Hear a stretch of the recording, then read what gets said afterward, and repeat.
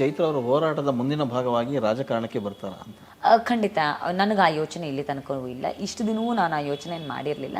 ರಾಜಕಾರಣ ಅನ್ನೋದೇ ಬಹಳ ವಿಭಿನ್ನವಾಗಿ, ಅಂದರೆ ಇನ್ನೊಂದಷ್ಟು ಹೆಚ್ಚುವರಿ ಶಕ್ತಿಯನ್ನು ನಿರೀಕ್ಷೆ ಮಾಡುತ್ತೆ.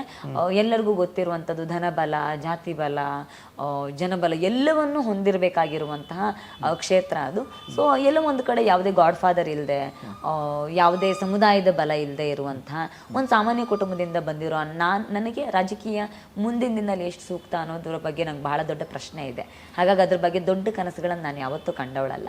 ಭಗವಂತ ಕೊಡ್ತಾನೆ ಅಂತ ಅನ್ಕೊಳ್ತೇನೆ ಅಷ್ಟೇ. ಬಹುಶಃ ಬಹಳಷ್ಟು ಜನ ಹೋರಾಟ ಮಾಡ್ಕೊಂಡಿರೋರಿಗೆ ಬಿಡ್ತಾ ಇಲ್ಲ, ಇನ್ನು ರಾಜಕಾರಣದಲ್ಲಿ ಅದಕ್ಕಿಂತ ದೊಡ್ಡ ಹೋರಾಟ ಮಾಡಬೇಕು. ರಾಜಕಾರಣ ಅಷ್ಟು ಸುಲಭ ಅಂತ ಅನ್ಕೊಂಡಿದ್ದಾನೆ? ಖಂಡಿತವಾಗ್ಲೂ ಇಲ್ಲ, ರಾಜಕೀಯ ಸುಲಭ ಅಲ್ವೇ ಅಲ್ಲ. ಹಾಗಾಗಿ ನಾನು ಅದ್ರ ಬಗ್ಗೆ ಇಲ್ಲಿ ತನಕ ಯೋಚನೆ ಮಾಡಿಲ್ಲ. ಅದಕ್ಕೆ ಇಳಿಯೋದಕ್ಕಿಂತ ಮುಂಚೆ ಬಹಳ ದೊಡ್ಡ ಶಕ್ತಿಯ ಅವಶ್ಯಕತೆ ಇರುತ್ತೆ. ಸೊ ಆ ಎಲ್ಲ ತಯಾರಿಗಳ ಬಗ್ಗೆ ನಾನು ಯಾವತ್ತೂ ಯೋಚನೆನೇ ಮಾಡಿಲ್ಲ. ರಾಜಕೀಯ ನನ್ನ ಕ್ಷೇತ್ರ ಅನ್ನೋದ್ರ ಬಗ್ಗೆ, ಅದನ್ನ ಆಯ್ಕೆ ಮಾಡ್ಕೊಳ್ಬೇಕು ಅನ್ನೋದ್ರ ಬಗ್ಗೆ ಇಲ್ಲಿ ತನಕ ಯೋಚನೆ ಮಾಡಿಲ್ಲ.